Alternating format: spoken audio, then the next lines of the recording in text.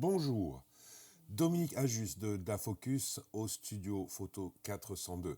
Je vous propose aujourd'hui un premier tuto, soyez indulgents, sur la retouche de portrait. C'est une séance photo qu'on a réalisée il y a de ça quelques jours et on m'a beaucoup demandé des tutos donc sur la retouche. Alors je vous propose aujourd'hui une retouche de portrait, portrait beauté on va dire. Et je vais vous guider pas à pas sur ce que j'ai fait. Voilà, là on voit donc le fichier est ouvert sur Camera Raw. Je travaille sur Camera Raw et non Lightroom. Je sais que je vais pas forcément me faire beaucoup d'amis, mais j'ai l'habitude de travailler sur Camera Raw qui est exactement la même chose que Lightroom. Euh, voilà, c'est juste une question d'habitude.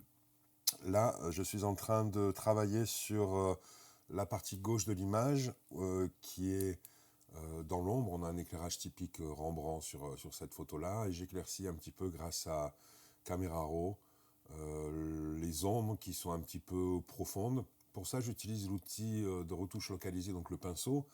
Vous avez vu que j'ai donc balayé la zone à travailler et j'ai ajusté donc les curseurs sur la partie droite de l'écran pour avoir des ombres qui me conviennent et les déboucher un petit peu. Je reviens ensuite avec, dans la même gamme d'outils, l'effaceur qui permet d'effacer donc ce qui a été fait et j'ajuste donc cet effet à la partie gauche de l'image de manière à ce qu'il n'y ait pas trop de liseré, de halo et que le changement que j'effectue donc sur les ombres ne s'applique pas à l'arrière-plan, au fond gris. Voilà, j'essaie donc de manière relativement précise de passer sur les zones qui ont été éclaircies par le premier passage et j'affine au fur et à mesure avec un outil qui permet donc d'effacer, qui est relativement dur. À l'inverse, quand j'utilise la plupart des outils, je suis plutôt avec des outils doux. Là, vous voyez l'avant-après de ce qui vient d'être fait. Je vais ajuster encore quelques petites zones qui ont été euh, affectées peut-être un petit peu trop. Je regarde le masque en cliquant donc sur cette boîte ici. Vous voyez le masque. Visuellement, j'ai choisi de le mettre en rouge. Et, je repasse sur certaines zones. J'efface également sur d'autres zones. Ici, je suis en train d'effacer avec l'outil effaceur, mais ce coup-ci, j'ai baissé le flow de manière à ne pas être trop fort avec cet outil et de pouvoir avoir quelque chose de relativement dégradé.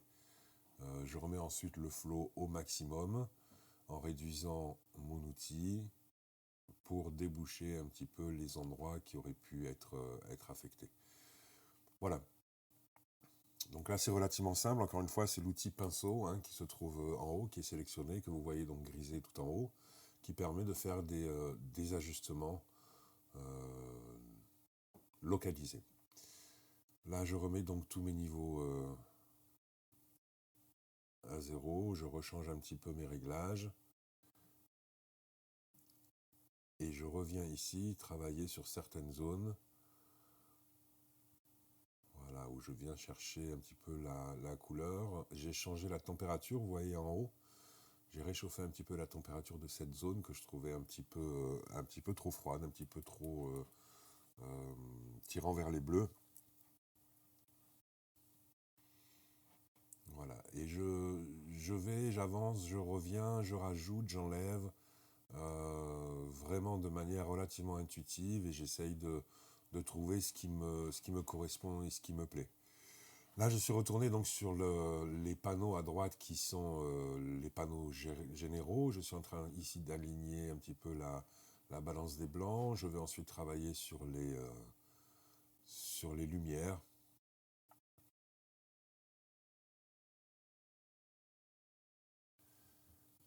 Ce que j'aime bien faire, c'est pousser mes curseurs un petit peu à droite, un petit peu à gauche,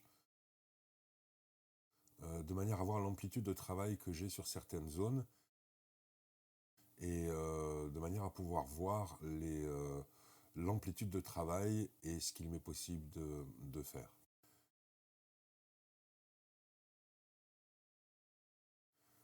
Voilà, là voyez les deux épingles, donc celle-ci et celle du dessous, qui sont les deux changements de luminosité que j'ai affectés à ces deux zones différentes. Je vais ensuite m'occuper du regard, donc l'œil qui est côté gauche de l'image est un petit peu terne, évidemment il est dans l'ombre, donc du coup je vais également appliquer une correction localisée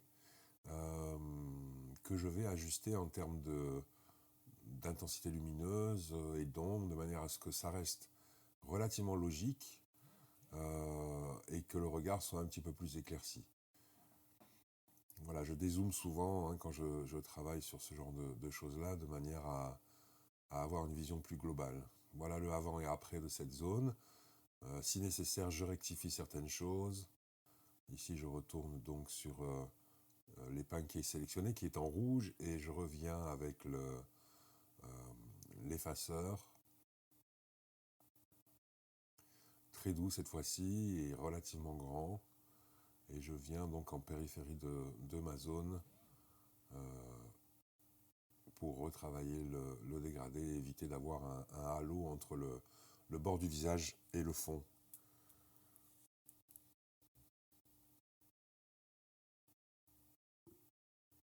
Alors je ne sais pas pourquoi, parfois l'outil disparaît comme ici quand je l'utilise. Je reviens ensuite donc au panneau général.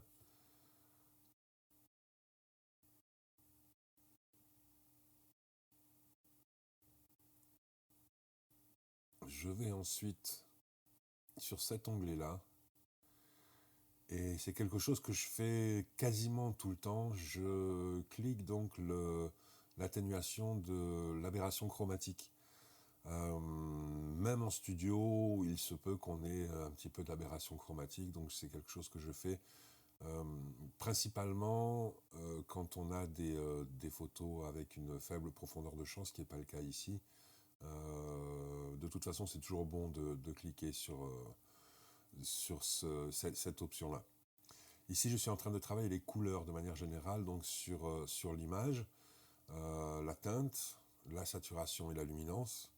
Alors, ce qu'il faut savoir, c'est que dans ce type de photo-là, dans ce portrait par exemple, il n'y a que trois couleurs qui composent la peau humaine. Le rouge, le orange et le jaune. Le orange étant, comme vous pouvez le voir ici, la couleur dominante. Donc du coup, le réglage se fait principalement sur le orange, mais le rouge également et le jaune peuvent être utiles pour réaligner les couleurs, que ce soit en termes de teinte, de saturation comme ici, ou de luminance. Vous voyez, je mets les curseurs à fond à gauche, à fond à droite pour bien voir l'amplitude de travail que je peux avoir. Et je vais choisir des valeurs qui me plaisent. J'essaye toujours de revenir un petit peu en arrière. C'est-à-dire que quand j'ai une valeur qui me semble juste, j'essaye toujours de réduire cette valeur un petit peu de manière à ne pas en faire trop à chaque fois et de ne pas empiler des effets et des corrections qui peuvent être un petit peu trop poussés. Voilà, un avant-après au niveau de la colorimétrie. Donc on est beaucoup moins saturé, on va dire, sur les couleurs du portrait. Je reviens sur la saturation pour réajuster un petit peu tout ça. Je sais de toute façon que je vais passer ensuite sur Photoshop, et Photoshop est très très pratique pour tout ce qui est colorimétrie. Je clique sur ouvrir l'image et me voilà donc dans Photoshop. Alors bon, j'ai sauté une petite étape au niveau du cadrage, j'ai fait pas mal d'hésitations.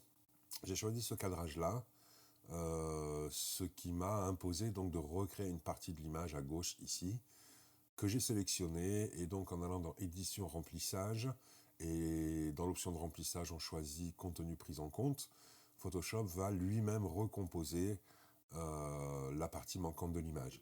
Évidemment, comme vous pouvez le voir, il y a parfois des choses un petit peu bizarres qui se passent. En tout cas, au niveau du fond, du dégradé en lui-même, Photoshop a fait un travail vraiment remarquable, il n'y a aucun souci. C'est juste au niveau de l'épaule où il a dupliqué cette épaule. Donc je vais corriger ça en prenant une petite partie ici de l'épaule. Pour ça, j'ai utilisé l'outil lasso. Lasso polygone, c'est celui que j'utilise le plus souvent. avec un dégradé de 2 pixels. Pour ce genre d'image, hein, par habitude, je sais que c'est plutôt bien. J'ai fait un copier-coller qui m'a ouvert donc un nouveau calque avec juste cette partie-là. Et je suis passé ensuite en mode transformation en appuyant sur commande T sur Mac ou CTRL T sur PC, qui me permet de transformer cette zone. Donc là, il y a plusieurs modes de transformation. Il est possible que je fasse bien sûr d'autres tutos où je rentrerai plus en détail. L'idée principale ici était de reconstruire la partie de l'épaule qui était manquante. Une fois que j'ai reconstruit cette zone, j'ai fusionné mes deux calques, bien sûr, et maintenant je vais sélectionner cette zone qui doit disparaître, bien sûr, qui doit s'intégrer au fond, et je redonne la chance à Photoshop en repartant dans le menu édition, remplissage, contenu pris en compte, et je le laisse travailler. Voilà, on est plutôt pas mal.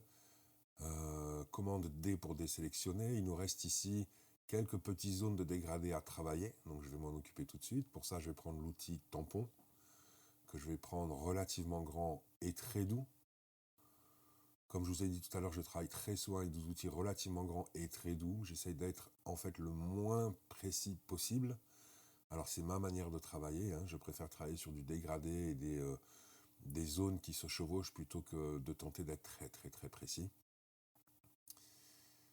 Ok, je vais travailler maintenant sur cette zone-là, qui est donc on a un saut dans le dégradé qui est causé par le copier-coller que j'ai fait tout à l'heure.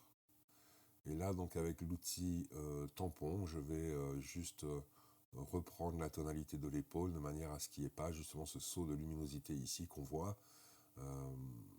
qui est causé par le fait que j'ai utilisé une zone de l'épaule qui était plus foncée que celle que je voulais reconstruire. Voilà. C'est à peu près bien, on est relativement propre sur l'épaule. C'est largement suffisant pour le moment. Alors je tiens évidemment à préciser que sur ce tutoriel qui va être relativement long, je ne vais pas forcément rentrer dans quelque chose de très poussé. Je pense que ce tutoriel va durer à peu près 1h15, 1h20. Ça prendrait beaucoup plus de temps dans la réalité. La prochaine étape ici, que vous voyez à l'écran, c'est tout simplement le début du nettoyage de la peau. Pour ça, j'utilise l'outil, alors il faudrait que je regarde sur Photoshop comment il s'appelle en français, parce que mes Photoshop sont en anglais, je vais vous trouver ça tout de suite. Cet outil permet donc, c'est le Spot Healing Brush Tool, cet outil permet donc de travailler sur des zones relativement petites. Et en fait, les zones sur lesquelles on clique vont être remplacées par la moyenne de ce qui l'entoure, ce qui permet de garder une relative justesse en termes de couleur et de texture. Voilà. Alors avant qu'on me le demande, hein, je vais vous le dire de suite, je ne travaille pas du tout avec la séparation de fréquences, qui est un outil qui est très intéressant, très puissant et qui fonctionne très bien. En revanche, on a très vite fait d'en faire trop et d'avoir un grain de peau qui est le même partout sur le visage, alors qu'on le voit ici, hein, sur les joues, on a des pores qui sont bien plus larges que par exemple sur la partie supérieure de la lèvre ici. Donc l'idée c'est de garder vraiment l'intégrité de la peau. Donc en fait voilà, je vais faire un nettoyage de la peau, ça prend un petit peu de temps, il faut s'armer un petit peu de patience. On voit aussi qu'on a quelques traces de poudre de maquillage foncé sur le nez, on a quelques poils aussi, on a quelques aspérités. Voilà, le but étant de nettoyer de manière relativement précise en passant par toutes les zones à traiter. Vous voyez comme ici, ça peut être relativement fastidieux, relativement long. Donc je vais très certainement faire une avance rapide ou passer une certaine partie de cette vidéo de manière à pas vous prendre trop de temps. L'idée est d'être relativement précis quand même. Alors ce qu'il faut savoir, c'est que cet outil-là travaille en contenu pris en compte lui également. Ce qui veut dire que c'est un outil qui fonctionne très bien dès l'instant où il n'y a pas trop de contraste sur les zones sur lesquelles on travaille. C'est-à-dire que si on travaille sur une zone à fort contraste, c'est-à-dire au bord d'un maquillage par exemple ou d'une ombre, cet outil va prendre en compte effectivement ce qui est aux alentours de la zone que vous sélectionnez, et donc ça risque de baver un petit peu et ça ne fonctionne pas très très bien. Pour les zones de fort contraste, on va plutôt privilégier l'outil tampon.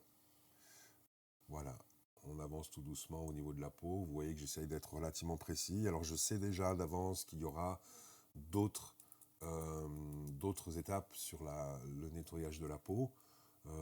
Dans ce tutoriel, je vais vous proposer également deux plugins différents qui sont Portraiture et Portrait Pro, qui sont les deux plugins, je pense, les plus utilisés pour la retouche de peau. Bon, on va voir qu'au final, on a quelque chose qui est relativement lissé, mais on va voir également comment est-ce qu'on peut éviter d'être beaucoup trop lissé, de garder quand même l'intégrité de la peau et d'avoir quelque chose qui ressemble quand même à une peau naturelle. Ok, donc le travail se poursuit. En fait, j'essaye d'enlever toutes les zones qui pourraient être vraiment visibles. Alors on est quand même sur un portrait beauté, donc il faut être quand même relativement propre et relativement précis. Bon, encore une fois, je ne suis pas non plus un grand spécialiste de la retouche de peau et la retouche beauté, donc d'autres personnes trouveront d'autres manières de faire ça, de manière plus efficace, etc., etc. C'est la manière que j'utilise, c'est celle qui fonctionne pour moi, c'est celle que je vous conseille de toute façon, parce que on utilise vraiment les outils de Photoshop et on a une maîtrise sur la qualité du travail final. Alors au niveau de l'outil, c'est l'outil correcteur localisé. Voilà, j'ai retrouvé le nom. Donc c'est l'outil correcteur localisé, c'est celui donc qui ressemble à un pansement avec une ligne discontinue qui ressemble à une sélection sur Photoshop. Ok, on avance encore un petit peu. Vous voyez que c'est quand même relativement fastidieux, mais très honnêtement, ça vaut le coup. Alors parfois, c'est bon de revenir sur une zone, de faire une zone en plusieurs fois. En revanche, plus on va passer sur une zone, plus on va dégrader cette zone. Donc il faut éviter de trop en faire. Je travaille toujours avec un outil qui est un petit peu plus grand que la zone que je veux travailler. Et surtout, très important, un outil très doux. Là, je suis à mi-douceur, mi-dureté. Donc je suis à 50% de douceur, ce qui pour la taille de ce fichier-là, donc qui a été pris avec un Canon 5D Mark IV, est ce que j'ai trouvé de plus efficace pour le moment. Donc on va avancer un petit peu la vidéo, je vais vous épargner tout ce travail relativement fastidieux et qui peut être embêtant à regarder. Alors évidemment, je vous conseille d'écouter une bonne musique quand vous faites ça, ou de regarder un bon film en même temps, sachant qu'il faut être relativement précis. Voilà, on va passer à l'étape suivante. Je vais avancer dans la vidéo, voici un léger avant-après. Voilà, ce premier travail a été effectué. On voit que c'est pas parfait, on voit sur les deux joues qu'il y a des zones encore à retravailler. Mais on y reviendra plus tard, on verra ce que ça donne une fois que les plugins pour le nettoyage de peau seront appliqués. Je passe maintenant à l'outil tampon. Alors la différence entre l'outil tampon et celui qu'on a utilisé précédemment, l'outil correcteur localisé, c'est que l'outil tampon, lui, ne nous propose de travailler sur une zone que en fonction de ce qu'on sample. Donc on va chercher une zone de départ. Donc quand vous voyez mon petit curseur qui se transforme en cible, c'est que je suis en train de sélectionner une zone, donc de sampler une zone de départ. Tout simplement, il suffit d'appuyer sur Alt et de cliquer à un endroit pour mémoriser cette zone. L'avantage, c'est que comme il n'est pas en contenu pris en compte, l'outil tampon, lui, va répliquer une zone sur une autre zone. Vous allez prendre une partie de l'image que vous avez tout simplement copié-collé, on peut dire, sur une autre zone.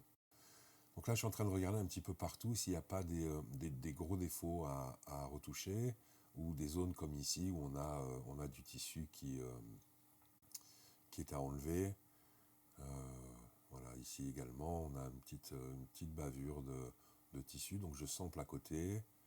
Toujours pareil, hein, j'appuie sur Alt et je clique pour sélectionner la zone de départ, le sample de départ. Et si vous regardez bien, vous voyez que quand j'applique le tampon, donc quand je clique ensuite sur une zone, j'ai une petite croix qui s'affiche. Cette croix, c'est tout simplement l'indicateur qui me montre quelle zone est en train d'être appliquée là où je positionne mon outil. Voilà. Alors encore une fois, on viendra sûrement une autre fois sur un tutoriel sur cet outil et je vous montrerai un petit peu plus en profondeur comment il fonctionne. Là, je suis en train de nettoyer l'œil, j'ai des cils donc qui tombent vers le bas et qui passent devant l'œil. Donc vous voyez que je suis constamment en train de cliquer, sélectionner, changer la taille de mon outil. Je travaille à ce niveau-là avec un outil relativement doux. Je peux baisser l'opacité, ce que je viens de faire, de manière à travailler sur des transitions pour pas avoir des choses qui sont trop marquées. Et j'essaye de reconstituer un petit peu l'œil, les parties que je travaille, du moins pour que le rendu soit relativement réaliste. Alors c'est bon parfois de dézoomer de l'image pour voir ce qui se passe quand on est à 100% par exemple ou en pleine vue de l'image, parce que parfois il y a des choses qui sont plus notables ou qu'on remarque plus à différents zooms. Après voilà, l'idée c'est pas non plus de rentrer trop dans le détail. Cette photo est absolument pas vouée ni à être publiée ni à être dans un magazine, c'est vraiment pour le plaisir et pour le travail qui a été fait par la maquilleuse, Cricri. Donc voilà, c'est vraiment une photo qui a été prise pour le plaisir. Donc voilà, je continue à sampler, je vais enlever les petites brillances qu'il y a ici. Vous voyez que j'essaye de sampler relativement proche de la zone sur laquelle je vais travailler, de manière à avoir un travail qui est à peu près de la même nature en termes de couleur et de texture. Ici, on a un petit trait de maquillage qui a un petit peu bavé, donc je vais sampler de part et d'autre de cette zone et je vais venir donc balayer pour enlever cette petite zone de maquillage qui a bavé. J'y reviendrai plus tard, hein, je travaillerai un petit peu avec entre autres les outils Dodge and Burn pour finir de rectifier ça. Pour le moment, voilà, j'essaie juste de travailler de manière relativement grossière. Voilà, pour l'instant ça suffit tout à fait. Donc je continue à regarder un petit peu mon image, j'essaye de ne pas oublier d'endroits. Et là je vais m'attaquer aux cheveux, ces cheveux qui sont un petit peu en vrac derrière, que j'ai envie d'enlever en fait tout simplement.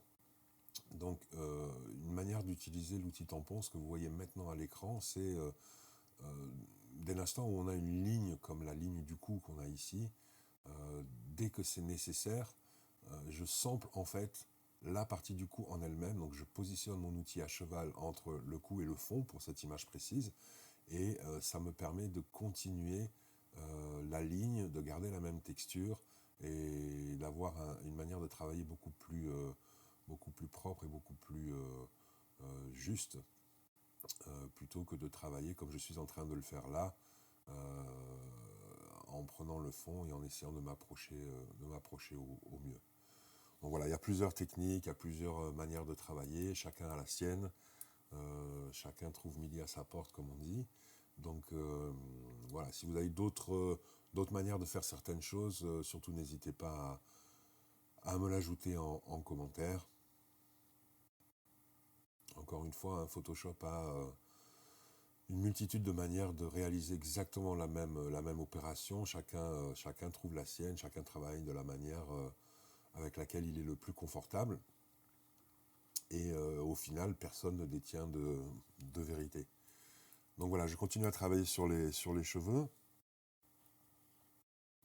Ici, j'utilise un outil plus gros. L'idée, c'est de préserver aussi le dégradé qu'il y a sur le fond. Donc si je travaille de manière trop précise avec un outil trop dur, je risque d'avoir des marques au niveau du dégradé et on risque de voir le travail qui a été effectué.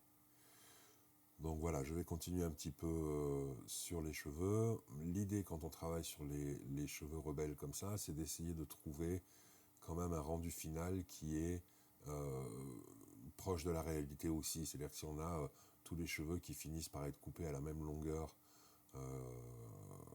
on va bien voir qu'il s'est passé quelque chose en fait. Voilà, donc l'idée c'est de, si on enlève les cheveux, c'est de le faire le plus proprement possible. Alors c'est vraiment optionnel, hein, on peut très bien garder les cheveux qui sortent un petit peu comme ça sur le fond, il n'y a vraiment aucun souci à ce niveau-là. Voilà, moi je voulais juste vous montrer cette technique aussi. Donc j'ajuste la taille de mon outil et la dureté en fonction de la précision que je veux avoir, sachant que j'aime bien privilégier des outils relativement grands et relativement doux. Voilà, on en reparlera sûrement plus tard. Alors, ce que vous voyez à l'écran, cette petite fenêtre, c'est un clic droit sur l'image qui me permet donc de rappeler cette fenêtre, qui me permet de changer la taille et la dureté de mon outil. Il y a des raccourcis pour ça, c'est-à-dire le crochet droit et crochet gauche, c'est parenthèse en forme de demi-carré. Le souci que j'ai, c'est que sur mon clavier, je travaille sur un Mac, sur un tout petit clavier qui n'a pas ces touches-là. Donc voilà, je suis toujours obligé de passer par un clic droit pour rappeler la fenêtre. J'imagine qu'il y a d'autres raccourcis aussi qui sont très, très pratiques. C'est juste l'habitude que j'ai de travailler avec l'outil tampon et je m'en sors très bien. C'est quelque chose qui me convient. On va avancer un petit peu encore une fois dans la vidéo parce que vous voyez que c'est assez fastidieux, c'est assez long. Je ne vais pas vous embêter trop longtemps avec cette partie-là du moins des cheveux. Et on se retrouve tout de suite. Attention. Voilà, ici pour cette zone-là. Ok, donc vous voyez, je sample vraiment la base, comme je vous ai dit tout à l'heure, en fait, au départ, pour commencer à isoler les cheveux, je vais sampler la base du cheveu, à côté du cheveu, de manière à être certain de garder une ligne continue sur la chevelure générale et de pouvoir isoler donc le cheveu et ensuite l'enlever. Voilà, je sélectionne donc à côté et je tire de manière à être le plus propre possible et d'avoir une ligne continue sur cette ligne noire, cette bordure de cheveux là, tout en enlevant les cheveux rebelles.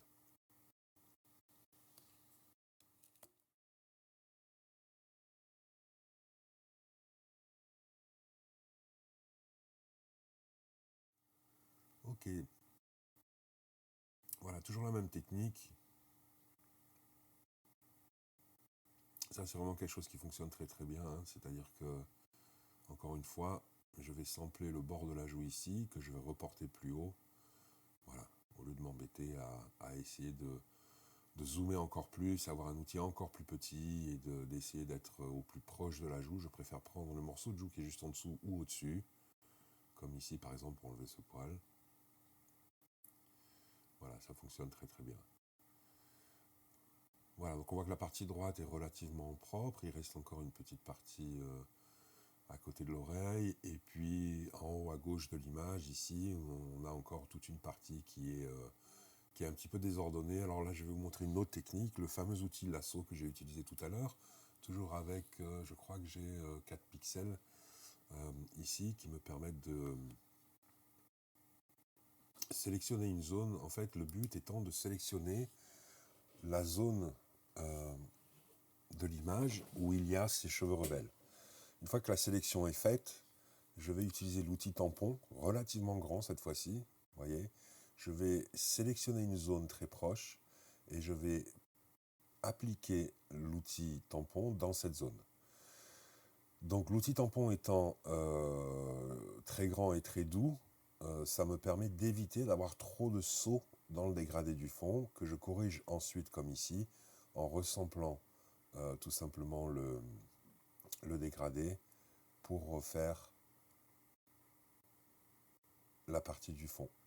Ici, donc j'ai réduit un petit peu la dureté augmenté la dureté de cet outil et la taille, et je sample le fond. Je baisse l'opacité ici jusqu'à peu près 50%. de manière à flouter légèrement, donc donner un léger dégradé au bord de la chevelure pour éviter d'avoir un effet casque, c'est-à-dire des cheveux qui soient trop linéaires, tout simplement. Ok, je retourne sur mon image, je rezoome, je regarde un petit peu ce qui se passe et je vais m'attaquer maintenant aux cheveux qui sont au bord de cette oreille. Donc pareil, hein, j'ai 4 pixels de dégradé sur mon outil. Donc même si c'est le lasso polygone, c'est-à-dire que le lasso polygone fait des lignes droites avec 4 pixels de dégradé, il n'y aura plus d'angle visible, bien sûr, hein. Tout cela va être lissé dans ces 4 pixels de marge que j'applique. Je sélectionne la zone donc qui contient ces cheveux. Voilà. Je ferme ma sélection. Et je vais faire exactement la même chose. Je reprends mon outil tampon, que je vais prendre beaucoup plus grand et très doux. Et je vais sampler à côté et je vais tout simplement appliquer le tampon sur cette zone. Encore une fois, le fait d'avoir 4% de dégradé et un outil très doux me permet d'avoir une transition entre l'oreille et le fond qui est très propre. Et ensuite, je vais corriger donc le saut de couleur qu'on voit ici en venant sampler le fond. Je vais réaugmenter mon opacité à 100%, voilà. Et je vais donc recréer ce dégradé, l'idée étant uniquement d'effacer ce saut, voilà. Et là, on voit que derrière l'oreille, on ne voit plus vraiment de différence de couleur. Voilà, j'affine un petit peu. Ok, on est relativement propre. Avec cette oreille, les cheveux ont disparu. C'est plutôt propre.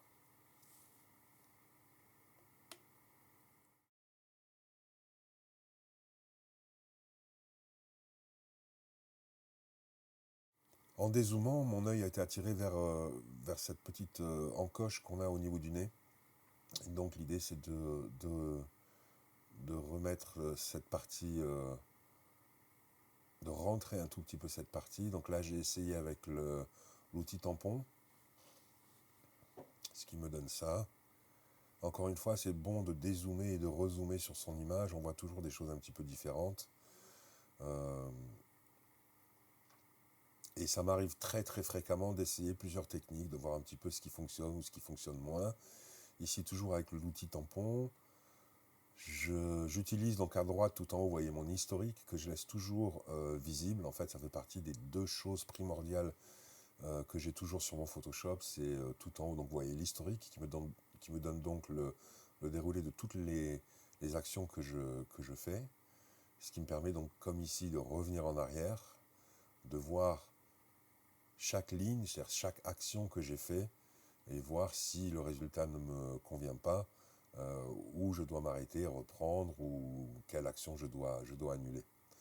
Et la deuxième partie, donc tout en bas, les calques évidemment, hein, c'est ce que je garde toujours, c'est vraiment le cœur de Photoshop. Donc avec l'outil tampon, j'ai réussi à améliorer un petit peu cette partie du nez, mais pas complètement. Donc je reprends l'outil localisé ici, et je vais retoucher encore cette partie du nez. J'y reviendrai plus tard hein, sur ce nez de toute façon. Voilà, et en dézoomant, j'ai remarqué encore quelques petites zones. Je profite d'avoir cet outil-là sélectionné pour travailler sur certaines zones. Ici, au niveau du nez, j'ai vu qu'il y avait une partie qui n'était pas très propre en fait. Pareil, plus tard dans ce tutoriel, vous verrez que je reviendrai sur ce nez. Parce qu'il y a cette petite brillance tout en bas du nez là, qui est un petit peu gênante avec cette ombre qui se juxtapose. Et au final, j'y reviendrai un petit peu plus tard.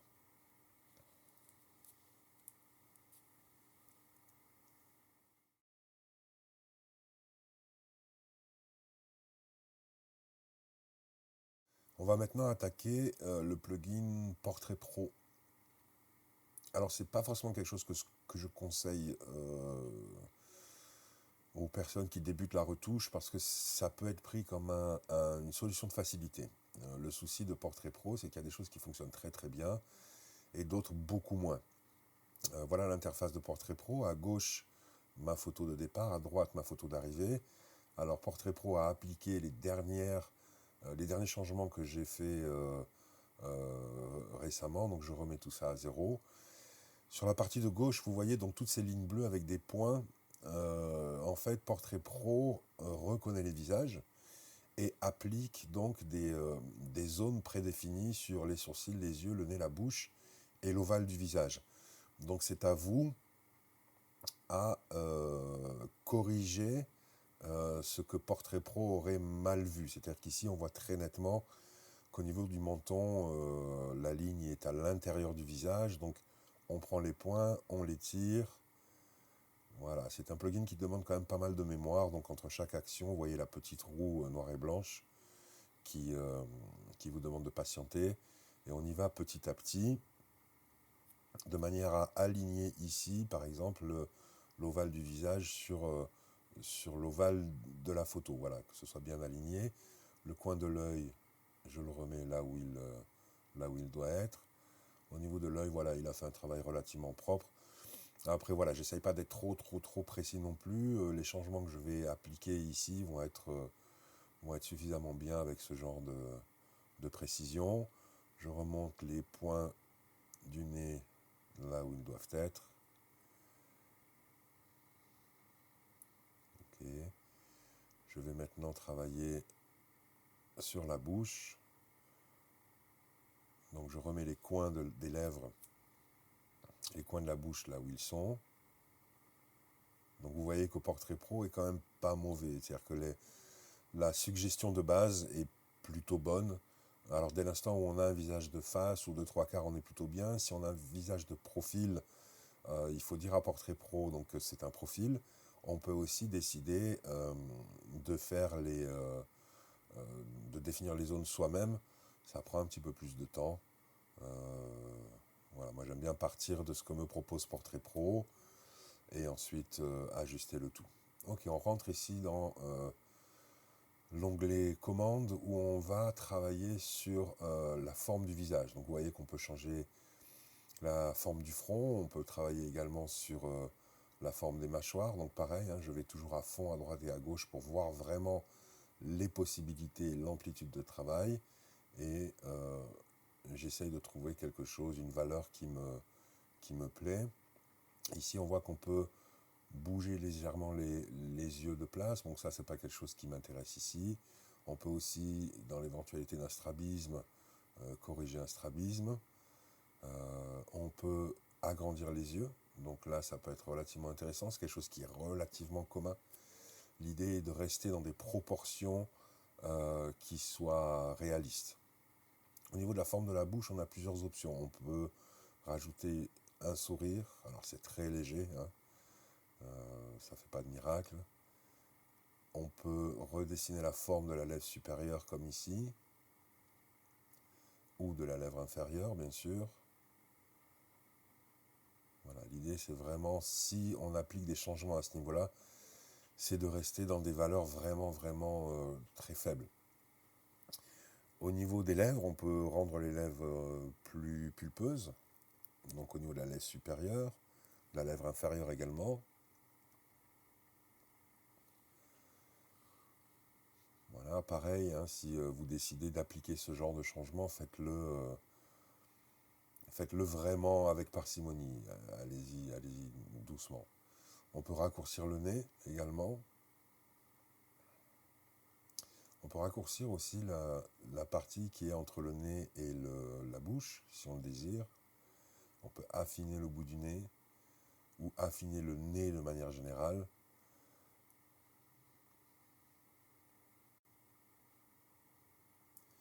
On peut allonger le cou. Ça, c'est quelque chose que je fais relativement souvent. Ça donne un port de tête un peu plus agréable. On peut simuler la tête en avant, c'est-à-dire quand on tire le menton vers l'avant, ce qui affine la mâchoire. Et ensuite, on rentre donc dans tout l'onglet qui est dédié au lissage de peau. Avant ça, je reviens sur les yeux. Voilà, je trouve que les yeux sont un peu grands. Je reviens en arrière et on revient ici sur le lissage de la peau, au niveau du contour des yeux. Okay, je préfère zoomer parce que parfois on a des mauvaises surprises. Je vais développer ce menu. En fait, voilà, on peut éclaircir les cernes. Alors Photoshop le fait très bien aussi avec le Dodge and Burn, hein, il y a plein de techniques. Ici, le lissage des cernes, alors c'est pas quelque chose qui est très très intéressant, même si je l'applique un petit peu, parce que ça crée du grain sur Portrait Pro. Ça fait partie des choses qui marchent pas forcément très très bien. Ici, on peut enlever les imperfections. Alors, Portrait Pro prend en compte comme une imperfection parfois des ombres également ou des choses du maquillage. Donc, allez-y vraiment vraiment avec parcimonie une fois de plus. Tout ce qui est ridule, donc les toutes petites rides. Pareil, on est tenté de pousser les curseurs à fond. Je vous invite vraiment, vraiment, vraiment à éviter d'aller trop, trop fort et dans ces réglages-là. Plus on en fait, moins on devient réaliste. Voilà, ici je règle donc les ombres fines. Ici, c'est la suppression des pores. L'idée est de ne pas avoir une peau qui soit trop plastique au final, bien sûr. Il est bien évident que les peaux qui sont trop trop plastiques sont absolument pas agréables. Donc là, je continue avec la suppression de la brillance. Pendant que je continue à ce niveau-là, je vous invite à regarder donc l'évolution entre la partie gauche et la partie droite de l'image. Vous voyez qu'au niveau des joues, principalement la joue qui est côté droit de l'image, sur l'image donc d'origine, on a des zones un peu plus sombres qui sont en train de s'atténuer justement avec ce travail de peau qui est fait sur Portrait Pro. Ici, je travaille sur le blanchiment des yeux, donc je suis revenu sur l'onglet qui s'attaque aux yeux. Alors, le blanchiment des yeux, encore une fois, il faut que ce soit très très très léger, sinon on tombe dans des yeux que j'appelle des yeux de Tchernobyl, donc radioactifs, d'un blanc qui n'existe absolument pas. On est un petit peu fort ici encore, hein, au niveau du blanc des yeux, mais par la suite, je reviendrai avec l'outil Dodge and Burn pour réassombrir cet œil à gauche de l'image, l'œil droit de notre modèle. Là, je travaille sur la pupille qui est légèrement voilée sur l'image, c'est-à-dire que le noir n'est pas vraiment profond. Et au final, je me suis aperçu qu'en assombrissant la pupille, on éteint un petit peu également la catchlight.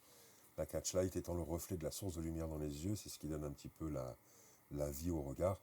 Donc voilà, je travaillerai sur ce noir-là de la pupille en utilisant le Dodge and Burn. Ici, j'éclaircis l'iris. Pareil, hein, c'est bien d'éclaircir l'iris, surtout sur des yeux marrons. En revanche, il faut y aller vraiment, vraiment doucement. Donc je clique sur suivant, je sors du plugin, je retourne sur Photoshop, ici, et je vais pouvoir voir la différence entre l'image de départ et l'image après un nettoyage rapide de la peau et un passage sur Portrait Pro. Donc on a déjà quelque chose qui est très très propre, hein, on est déjà vraiment, vraiment pas mal. Je fais une copie donc, de ce calque-là et je vais continuer mon travail avec cette fois-ci Portraiture. J'ouvre mon plugin. Alors j'utilise Portraiture de manière très très simple et très très intuitive, c'est-à-dire que je vais utiliser la pipette que vous voyez à gauche, à côté du rectangle avec le dégradé de couleur. Et avec cette pipette, je vais localiser les zones de couleur sur lesquelles je veux travailler. Donc je vais cliquer sur une zone et vous voyez qu'un lissage se met en place tout de suite. Avec l'outil plus, donc la pipette plus, je vais pouvoir additionner des zones. Donc vous voyez que là, je choisis des zones, la zone des joues par exemple, etc., que je veux donc atténuer.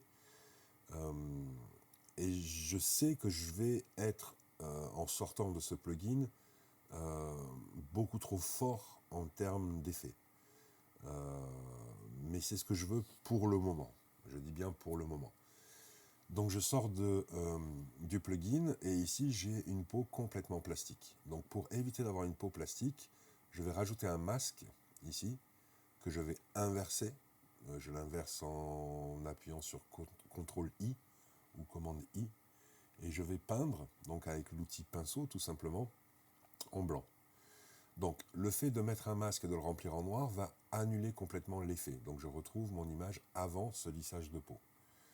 D'accord? Et en peignant en blanc dessus, je vais pouvoir révéler cet effet.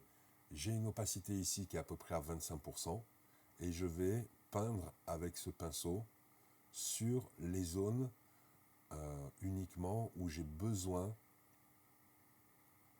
de lisser un petit peu cette peau ou d'homogénéiser cette peau. On voit là avant et après ce passage, c'est très fin. Alors certaines personnes comme Lise Adler par exemple, qui est une photographe de portrait de renom, passe plusieurs fois par ce plugin par zone. Donc elle va par exemple choisir d'abord les zones d'ombre, appliquer le plugin, les zones moyennes, les zones claires, etc., etc. Personnellement, je préfère le faire en une fois et jouer avec la taille et l'opacité de mon outil, de mon pinceau, en fonction des zones que je veux altérer.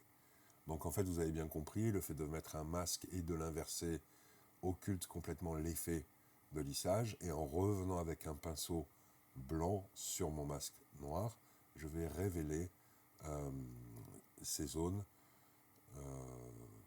de manière très douce et localisée, avec une opacité ici 25%, mais ça pourrait être un peu plus, ça pourrait être un peu moins. De toute façon, comme on travaille avec un masque, on peut toujours revenir. Si certaines zones sont trop accentuées, si l'effet au final est trop accentué, on peut toujours revenir en changeant la couleur, passant du noir au blanc. Voilà l'avant et après à ce stade, et l'avant et après uniquement pour ce lissage. Voilà, on est très fin, on n'est pas trop fort. Sur certaines zones comme ici, je repasse en noir en fait pour enlever l'effet que je viens de mettre. Voilà, je m'aperçois que sur certaines zones, je suis allé un petit peu fort, donc c'est l'avantage des masques. Hein. Ça me permet de pouvoir revenir en arrière à tout moment. Voilà, je suis satisfait de cette étape-là. Ce que je fais, c'est ma manière de travailler. Je ne dis pas que c'est la meilleure. Je vais donc dupliquer le calque avec le masque donc de sortie de plugin et le calque qui est juste en dessous. Je vais donc les sélectionner, les dupliquer et les fusionner de manière à repartir sur une nouvelle base. Ici, je suis avec l'outil, le filtre, fluidité. Ce filtre-là, bon pareil, hein, je pense que je ferai un tuto juste pour ça, permet donc d'altérer l'image, vous voyez, et de changer les formes. Ici, je vais donner un aspect un peu plus rond à cette partie du crâne, des cheveux qui est un petit peu dentelé. Je vais ici travailler un petit peu sur l'oreille. Alors c'est toujours mieux de travailler avec un outil très grand, beaucoup plus grand que la zone de travail. Et vous voyez, j'utilise le bord de l'outil et non le centre, puisque l'outil est plus puissant au centre et plus doux sur les bords. Ici, je vais appliquer un masque. Voilà, c'est-à-dire qu'en fait, là où je peins, la zone qui est rouge ne va pas être affectée par mon outil de fluidité. Donc je reprends maintenant mon outil de fluidité. L'idée c'est donc, bien sûr vous l'aurez compris, de ne pas altérer la bouche. Et je vais remonter légèrement le menton. Voilà, le modèle a un très joli menton, mais je me suis dit que s'il était un tout petit peu plus court, ça pourrait être pas mal. Je vais aussi affiner le cou. Vous voyez, je reste en périphérie et je viens tout doucement caresser les bords du cou pour le rentrer vers l'avant. Alors ça demande un petit peu de précision quand même parce que on ne peut pas déformer ces zones-là n'importe comment, dans le sens où si je déforme le cou en le rentrant tout en étant dans un axe différent de la mâchoire. Par exemple, la mâchoire va s'étirer dans un sens, etc., etc. Voilà, ici je vais effacer ce masque, là, juste en dessous du nez, et je vais remonter un petit peu cette partie du nez. Voilà, j'ajuste toujours la taille de mon outil, et ici je vais remonter légèrement la pointe du nez. On verra par la suite que cette manipulation va étirer certains pixels en bordure de ce masque, et on corrigera ça plus tard sur Photoshop. Voilà, l'outil fluidité est terminé. Et on revient donc sur Photoshop. Voici un avant-après de ce qui vient d'être fait avec l'outil fluidité. Voilà, quelques petits changements.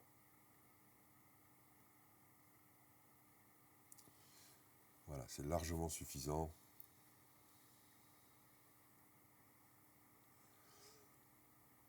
Je reviens toutefois sur l'outil fluidité ici.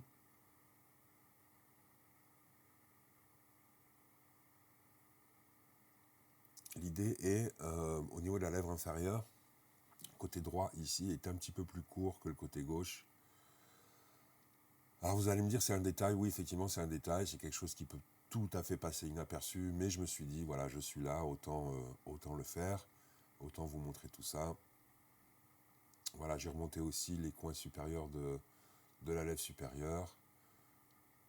Je ressors et voici l'avant-après final avec les corrections également qui ont été faites sur la bouche.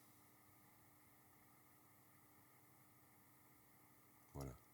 Alors encore une fois, on est en photo de beauté entre guillemets, donc on peut se permettre ce genre de choses-là. Il est bien évident que si c'était une photo d'une cliente, j'irais sûrement beaucoup moins loin dans les transformations. Alors là, voilà, on va travailler sur le Dodge and Burn, l'outil densité plus, densité moins. Donc un des deux outils assombrit et l'autre éclaircit, hein, tout simplement. Et vous avez en haut la possibilité de choisir les zones lumineuses que vous voulez affecter, donc soit les ombres, soit les tons moyens, soit les tons clairs. Vous voyez ici, j'ai foncé les tons sombres, donc on voit bien la différence. Alors il y a plein de manières différentes d'utiliser le Dodge and Burn, donc l'outil densité plus et densité moins. Énormément de personnes vont mettre un nouveau masque rempli en gris moyen sur lequel ils vont travailler parce que c'est non destructif, entre guillemets. Personnellement, je fais juste une copie du calque et je préfère travailler vraiment sur les zones sans passer par un calque gris. Je ne dis pas que c'est mieux, je ne dis pas que c'est moins bien, chacun a sa manière de travailler. Je trouve qu'on a beaucoup plus de finesse et d'amplitude de travail si on travaille directement sur un calque comportant notre image plutôt qu'en travaillant sur un calque de gris moyen. Ici, j'ai laissé tomber un petit peu le Dodge and Burn pour travailler sur les yeux. On a quelques vaisseaux qui me dérangent un petit peu. Donc voilà, j'utilise l'outil tampon. De la même manière que je l'ai utilisé tout à l'heure, je zoome, je dézoome, de manière à voir l'image également en pleine page, et de manière à ne pas m'attarder forcément sur des choses qui ne se voient pas. Ici, l'opacité est à 44%, 45% à peu près, ce qui me permet d'avoir des transitions relativement propres. Voilà. Je retourne avec mon outil Dodge and Burn, donc je prends l'outil qui éclaircit cette fois-ci, et je vais ici chercher mes tons moyens pour éclaircir un petit peu l'œil. Comme je vous ai dit tout à l'heure, je reviendrai dessus pour assombrir un petit peu l'œil droit de notre modèle, donc côté gauche de l'image. Ici, je travaille sur l'iris. On voit l'avant, après. On redonne un petit peu de lumière. Cet outil Dodge and Burn nous permet donc d'assombrir certaines zones, comme je vous l'ai dit, d'éclaircir d'autres, et donc de travailler sur les ombres et les contrastes d'une image. C'est un outil qui est vraiment pratique, sachant qu'il faut quand même l'utiliser, encore une fois, de manière légère. Ici, je vais éclaircir cette partie sous l'œil. Vous voyez l'avant, après. donc je vais aller travailler sur des zones. Ici j'ai une petite zone qui est un petit peu plus foncée là, vous voyez. Donc je vais l'éclaircir légèrement. Et je vais donc continuer à travailler sur des zones, principalement des transitions entre les lumières et les ombres, ou les tons clairs et les tons moyens, comme ici, de manière à créer des dégradés qui soient plus harmonieux. Alors on peut passer beaucoup de temps avec cet outil-là. Voilà, l'idée c'est de faire en fonction du temps que vous avez et de la qualité d'image que vous voulez avoir. Sachant que certaines personnes passent énormément de temps sur le Dodge and Burn, personnellement pas trop. Je vais juste mettre en avant certaines choses. J'aime bien le contraste dans les images, donc je ne vais pas forcément chercher à annuler tous les contrastes comme beaucoup de personnes le font. Ok, ici je reviens sur la partie, vous vous souvenez, ici il y avait une petite trace de maquillage, donc que j'ai gommé partiellement avec l'outil tampon. Je reviens maintenant avec l'outil Dodge and Burn, donc pour assombrir ou éclaircir certaines zones et rendre les transitions plus logiques.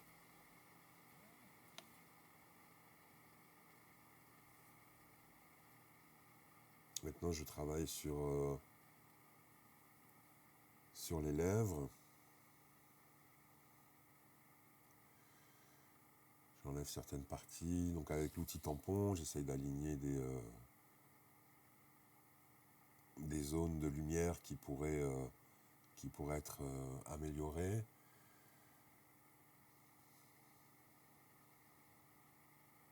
Alors comme je vous ai dit, on est sur un travail relativement précis. On peut être beaucoup plus précis que ça. On peut l'être beaucoup moins également. Voilà, donc j'essaye de trouver un juste milieu et de ne pas vous proposer des choses trop complexes et à la fois trop basiques, trop sommaires. Ici, j'ai repris l'outil correcteur localisé. C'est toujours pareil, hein, très souvent quand je travaille, en dézoomant, je vois certaines choses et je préfère m'y atteler tant que je les vois, de manière à ne pas les laisser passer. Ici, ce que je viens de faire, c'est tout simplement une copie de mon masque en sortie de portrait pro, pardon, excusez-moi, donc le lissage qui avait été effectué, tout simplement parce que j'ai oublié de lisser la partie du cou et des épaules. J'ai travaillé uniquement sur la partie du visage. Donc j'ai refait une copie. J'ai rempli le masque en noir à nouveau, de manière à ne pas appliquer deux fois le même effet sur le visage. Et par contre, là, je suis à peu près 57%, 60% à peu près. Et j'ai travaillé sur le cou et les épaules de manière à aligner un petit peu la texture par rapport au visage. Voilà. Je reprends mon outil tampon ici. On a une petite zone foncée au niveau du nez. Voilà, encore une fois, hein, c'est vraiment, pour certains, ça peut être trop précis et un petit peu, vous allez me trouver un petit peu pinailleur. Pour d'autres personnes, ce ne sera pas assez. Donc voilà, l'idée c'était de vous donner quand même un aperçu global de la prise de vue jusqu'à la réalisation finale d'une image. Ici, je travaille sur cette zone-là qui est juste une transition de flou, tout simplement, entre le cou et l'arrière-plan. Pour faire ça, j'utilise toujours l'outil tampon. Je suis à 30% d'opacité, de manière à ne pas avoir de transition trop dure. Un outil très doux également. Et la chose que je fais, c'est que je sample, donc je prends une partie du fond et que je viens appliquer sur cette zone-là. Alors je vais garder toujours un petit peu de flou, bien sûr, sur cette zone, hein, mais peut-être un petit peu moins marqué qu'auparavant. Ici, ces ombres qui sont un petit peu, comment dire, un petit peu trop marquées. Voilà, vous voyez, avant-après, je vais venir les éclaircir un petit peu. Encore une fois, c'est quelque chose dont on pourrait tout à fait se passer.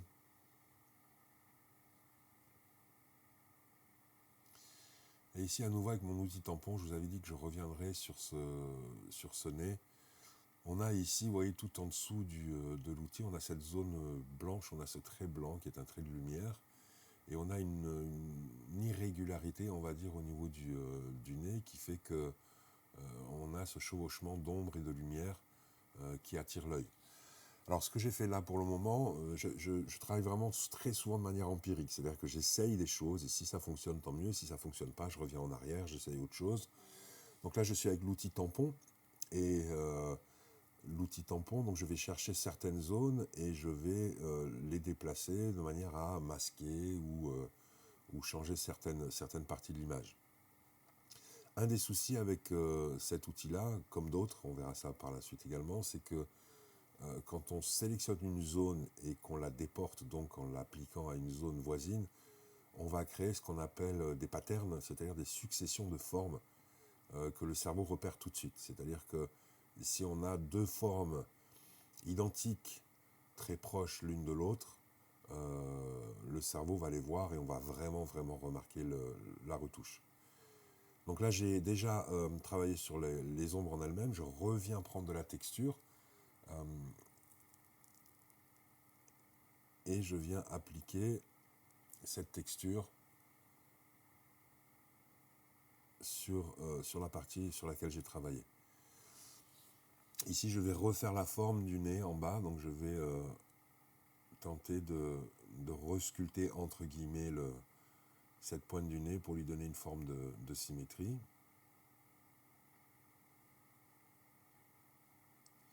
Alors vous voyez, j'hésite, hein, j'essaye des choses, j'en essaye d'autres. J'essaye toujours de donner la chance à l'outil le plus simple possible. Il y aura des fois où ça marchera très très bien et d'autres fois où ça marchera moins bien. Mais j'essaye toujours de partir vers ce qui est le plus simple. Donc là voilà, le bout du nez est reconstruit, l'ombre est relativement propre maintenant. On a encore quelques petits points à rectifier. On y reviendra plus tard. On a toujours cette petite arête de nez ici qui me chiffonne, donc j'y retourne. L'outil tampon, toujours, je baisse l'opacité à peu près dans les 50-60% et je vais retravailler l'arête de ce nez. Vous voyez que parfois je reviens 2-3 fois sur les mêmes zones. J'évite de m'acharner sur une zone. Si ça ne fonctionne pas exactement comme je veux, bah, j'y reviendrai par la suite. Avec un autre outil, d'une autre manière ou autrement. Voilà, donc là j'ai utilisé donc l'outil tampon pour avoir cette arête de nez la plus linéaire possible, la plus propre possible, et je reviens donc avec l'outil Dodge and Burn ici pour éclaircir donc la partie que j'ai travaillé sur le nez. J'en profite pour donner un petit coup sur l'œil, vous avez vu. Et ici on a cette zone dont je vous ai parlé tout à l'heure. On voit ici des pixels qui sont étirés, qui ont été étirés pendant l'utilisation du filtre fluidité. Et donc du coup je vais utiliser l'outil tampon. Je suis toujours à 55% d'opacité à peu près. Et je vais venir reprendre de la texture de manière à éviter que ces pixels étirés soient trop visibles.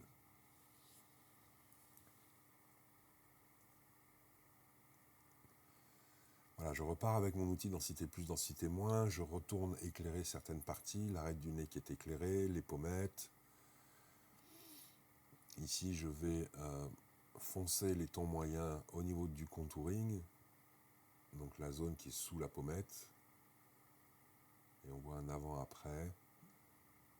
Voilà, c'est très fin, on essaye de pas trop rentrer dans des changements trop drastiques.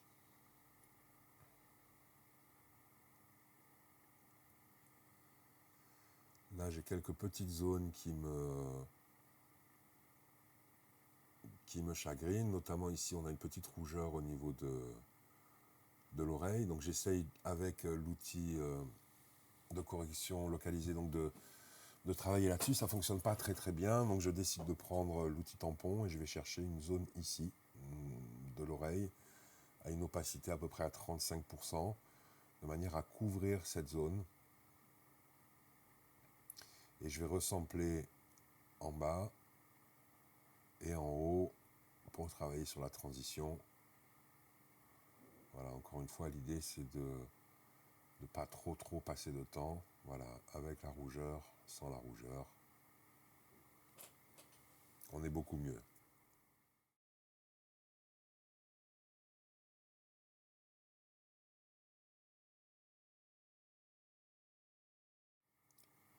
Ok, on a déjà pas mal avancé donc sur cette photo. J'ai appliqué maintenant un masque couleur sélective. C'est le tout premier que vous trouvez dans le menu, le tout premier en bas ou le tout dernier, selon dans quel sens on le prend. Euh, ce masque-là, en fait, nous sert à quelque chose d'assez précis, c'est-à-dire qu'il va travailler sur les couleurs indépendamment les unes des autres. Donc ici, on est sur les rouges, et on peut travailler sur la quantité de cyan, de magenta, de jaune, ou la lumière qu'on va appliquer au rouge. Vous vous souvenez, je vous ai dit que dans un visage, les trois couleurs en fait qui sont les plus dominantes sont le orange, le jaune et le rouge. Avec ce masque-là, en fait, on n'a pas de orange, donc il faut travailler sur les rouges et les jaunes, de manière à trouver une tonalité de peau qui nous convienne. Alors moi j'appelle ça des masques, en fait c'est des masques de fusion ou des calques de fusion, chacun appelle ça un petit peu comme il veut, j'ai pas forcément les bons termes toujours, mais c'est pas très grave, hein. Ici je regarde les cyans, alors je sais qu'il n'y a pas ni de cyan ni de bleu dans la peau, mais du coup ça me permet d'isoler le fond. J'ai mis une gélatine verte mais très légère sur le fond qui était gris, de manière à donner une légère teinte à ce fond, ce qui me permet maintenant de l'isoler et de travailler sur la couleur, donc les cyans ici, mais également les bleus, sans affecter du tout la couleur de la peau du modèle, puisqu'encore une fois, il n'y a ni bleu ni cyan dans la peau humaine. Donc ça me permet d'isoler le fond et de travailler sur les contrastes du fond.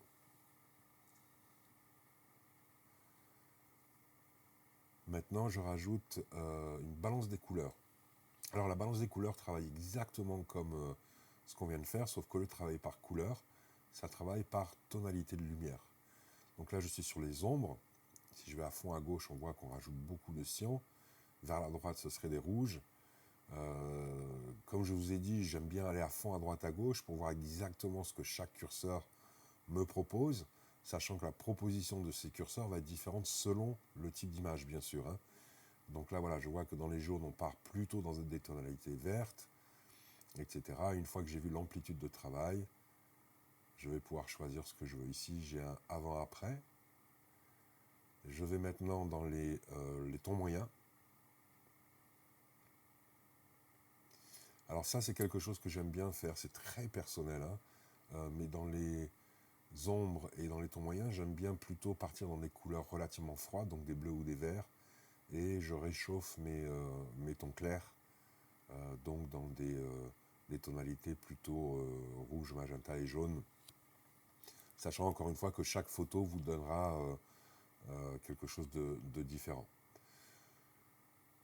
Donc j'hésite absolument pas à aller un peu trop fort sur ce travail-là, hein, quand je travaille sur la couleur, parce que je sais que je vais pouvoir jouer avec l'opacité ici, ce qui va me permettre, en isolant chacune des lignes de ces effets de couleur, va me donner la possibilité d'augmenter ou de réduire l'effet de chacun d'eux.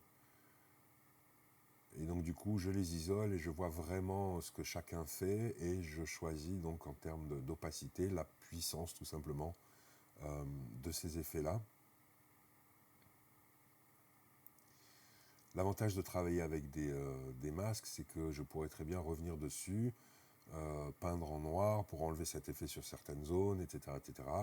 Et surtout, ça me permet de revenir dessus par la suite et de recorriger certaines choses.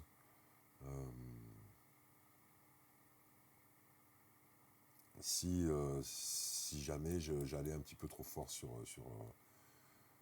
ces effets-là. Alors ici, on va passer à l'effet, le filtre Passo.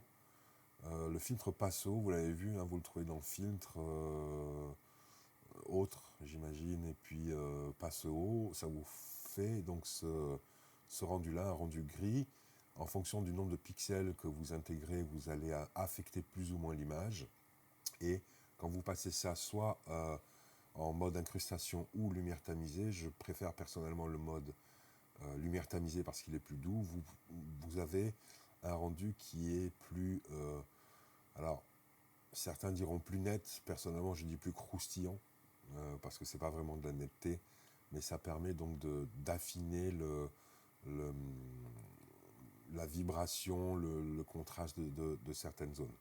Je rajoute un masque que je remplis de noir, de manière à ce que l'effet soit invisible sur la totalité de l'image, et je vais venir peindre en blanc pour révéler uniquement cet effet sur les zones où je veux voir cet effet fonctionner. Donc ça va être, pour le cas de cette image-là, ça va être bien sûr sur le tissu, sur la dentelle. Alors ça vous paraît peut-être pas flagrant, mais on va voir tout à l'heure l'avant et l'après. Les yeux pour soutenir le regard, les sourcils, de manière à ce qu'on ait un regard un petit peu plus puissant. La bouche, pour la définir un petit peu plus. Voilà. Et on va juste regarder l'avant-après. Voilà. Et on voit que les yeux, les sourcils, la bouche sont un petit peu mieux définis. Voilà. Donc en zoomant, on le voit mieux. C'est presque comme l'effet clarté qu'on peut avoir sur Lightroom ou Camera Raw, mais en plus fin, en plus précis.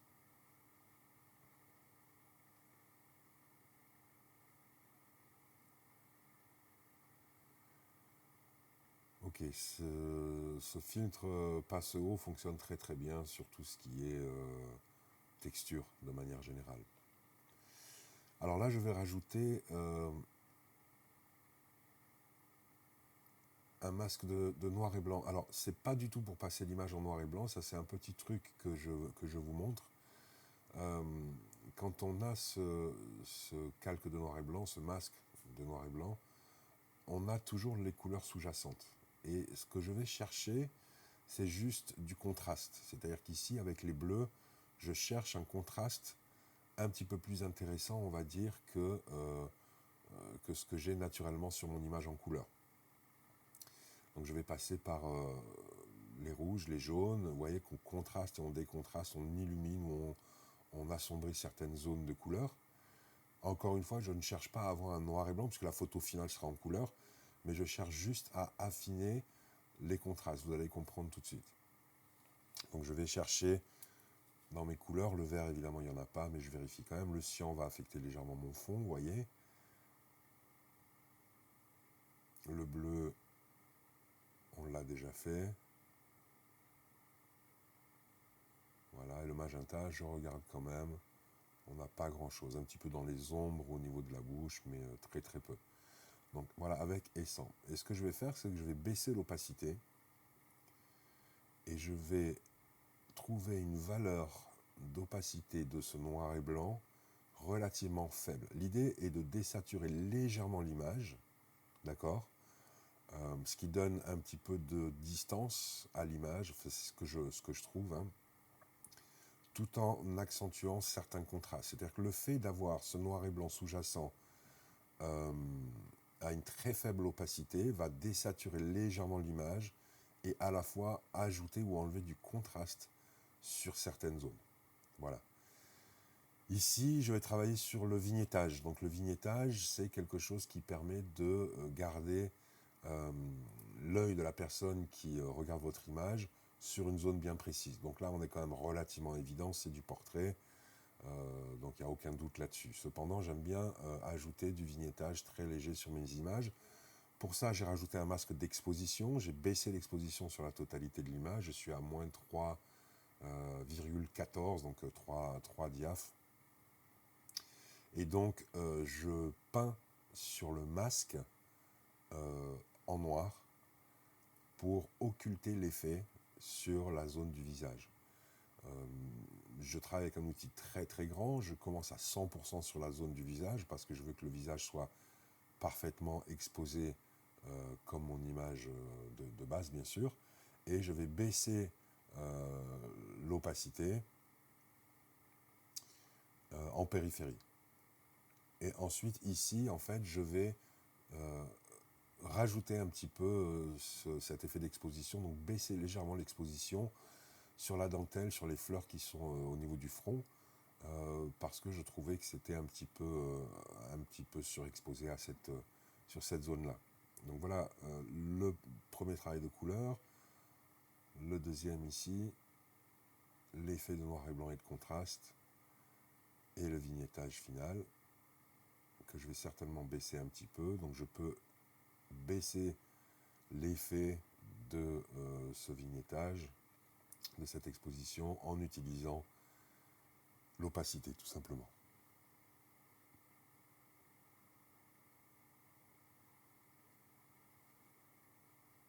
Voilà, quelques petites retouches encore au final. Donc cet œil qui était un petit peu clair, je vais le réassombrir un petit peu parce que je ne le trouvais pas très très logique en termes de lumière.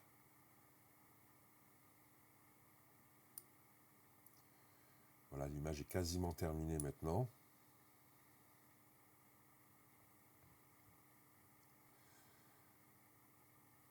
J'éclaircis un petit peu certaines zones de l'oreille.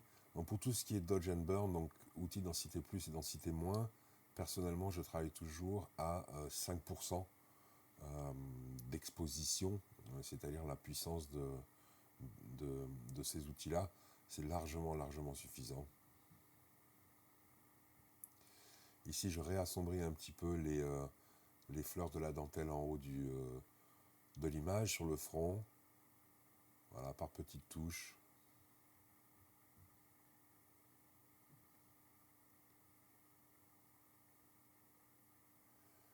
Je dézoome souvent aussi sur mes images de manière à voir l'image dans sa globalité, pouvoir couvrir la totalité de l'image sur d'un seul regard.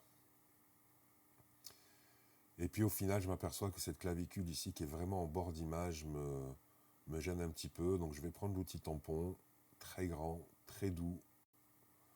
Et je vais donc sampler une zone vraiment très proche de cette clavicule. Et je vais venir enlever cette ombre de manière à enlever cette ligne qui est en bas de l'image et qui au final me dérange un petit peu. Voilà, on est quasiment terminé, la vidéo se déroule tout doucement et s'approche de la fin. Alors c'est une première comme je vous ai dit, hein, donc n'hésitez absolument pas à faire des commentaires et à dire comment est-ce que vous auriez fait telle ou telle chose. Voilà, quelques petites retouches ici. Donc j'ai réassombri l'endroit où j'ai enlevé la clavicule pour être aligné avec le vignettage.